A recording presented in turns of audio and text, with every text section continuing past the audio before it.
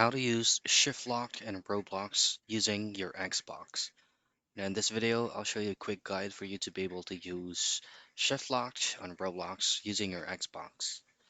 Now first is you have to keep in mind that developer hasn't provided a bunch of experiences or games on Roblox where you can use shift lock, but some of the games will actually work. So this is how you activate it.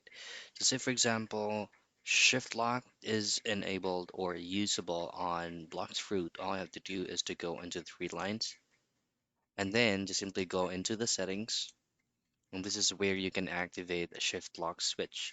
Make sure to have it on.